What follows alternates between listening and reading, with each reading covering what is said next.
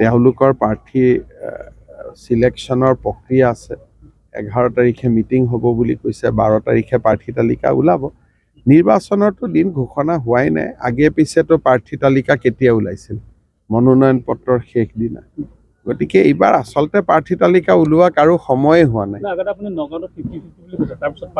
নগাঁও 50-50 আছে নগাঁও 50-50 কৈ বঢ়া নাই জিকিব পাৰে মই কেনেকৈ ক'ম কিন্তু এইবাৰ মই আশা কৰিছোঁ যে মুছলমান সমাজৰ মা ভনী বাইদেউ অন্তত নাৰী শক্তিয়ে প্ৰধানমন্ত্ৰী মোদী ডাঙৰীয়াক আগতকৈ বেছি সমৰ্থন কৰিব স্যাৰ কেইদিনমানৰ পূৰ্বে যি প্ৰধানমন্ত্ৰী অহাৰ পূৰ্বে গৌৰৱগগৈয়ে নগাঁৱত সংবাদ দিছিলে তেওঁ কৈছিল যে কংগ্ৰেছৰ নেতা বৰহত্যা বন্ধ হৈছে বুলি কৈছে এতিয়া মই সেইটো আৰু ক'লে আৰু পৃথিৱীত চবেই হাঁহিব আৰু আপোনালোকেও হাঁহিব লাগিছিলে আপোনালোকে নাহাঁহিলে কিয় মোক সোধাতকৈ সকলোৱে মিলি ধুনীয়াকৈ হাঁহিব লাগিছিল যদি অসমৰ মিডিয়া কৰ্মীক বা মিডিয়াৰ মানুহক কোনোবা ইমান বুৰ্বক বুলি ভাবে এইটোতো আৰু মোৰ উত্তৰ দিব নালাগে এটা আপোনালোকে ক'ব লাগিছিল আপোনালোকে ৱাৰ্কআউট কৰি দিব লাগিছিল যে আমাক ইমান কিয় বুৰ্বক সজাইছ বুলি সংবাদ কৰ্মী হ'ল বুলি সকলো কথাই আৰু নীৰৱে কেনেকৈ শুনিব পাৰে আৰু স্যাৰ অখিল গগৈ কৈছে তেওঁলোকে কোনোপধ্যে কাৰ সময়ত আন্দোলন কৰাৰ অধিকাৰ আছে কিন্তু ৰাজনৈতিক দলে উচ্চ ন্যায়ালয়ৰ নিৰ্দেশ অমান্য কৰিলে তেওঁলোকৰ পলিটিকেল পাৰ্টি ৰেজিষ্ট্ৰেশ্যনো কাটা যাব পাৰে ধৰক এতিয়া গুৱাহাটী উচ্চ ন্যায়ালয়ে কৈছে বন্ধ ঘোষণা কৰিব নালাগে এতিয়া ৰাজনৈতিক দলে যদি বন্ধ ঘোষণা কৰে তেতিয়াহ'লে আমিতো ইলেকশ্যন কমিশ্যনক দি দিম যে এইটো হাইকোৰ্টৰ অৰ্ডাৰ ভায়োলেট কৰিছে কোনোবা ছাত্ৰ সংগঠনে বন্ধ দিয়াটো বেলেগ কথা কিন্তু পলিটিকেল পাৰ্টিয়ে হাইকোৰ্টৰ অৰ্ডাৰ ভায়োলেট কৰিব নোৱাৰে নাম্বাৰ 1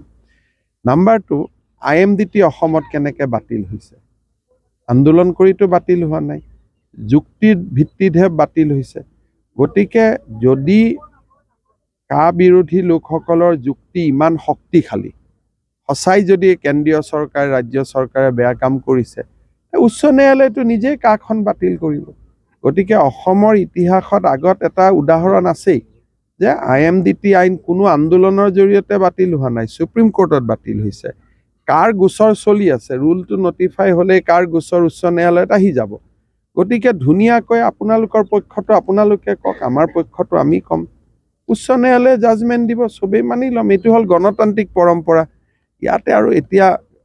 ৰাজ্যসভা লোকসভাত পাছ হোৱা বিল এখনক লৈ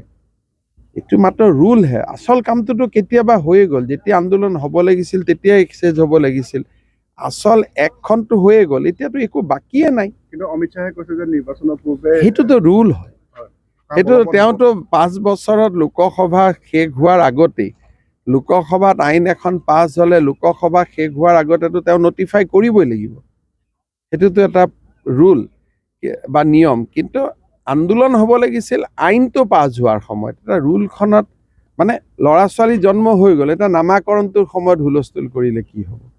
গতিকে আৰু মই ভাবোঁ যে অসমত আন্দোলনৰ পৰিৱেশ সৃষ্টি কৰিব নালাগে কা বিৰোধিতা কৰা সকলকো মই সন্মান কৰোঁ কা ছাপোৰ্ট কৰা সকলকো মই সন্মান কৰোঁ কিন্তু অসমৰ ইমান এটা ধুনীয়া পৰিৱেশ এটা কোনোতো মানুহো নাহে এইটোতো হিমন্ত যেনেকৈ মোদীজীৰ গেৰেণ্টি বুলি কয় হিমন্ত বিশ্ব শৰ্মাৰো গেৰেণ্টি যে এটাও নতুন মানুহ নাহে বা মই আহিব নিদিওঁ গতিকে আন্দোলন কৰা কি লাভ আছে অগপই কালি মোক অতুল বৰাই কৈছে আজি কালিৰ ভিতৰত কৰি দিব হ'ব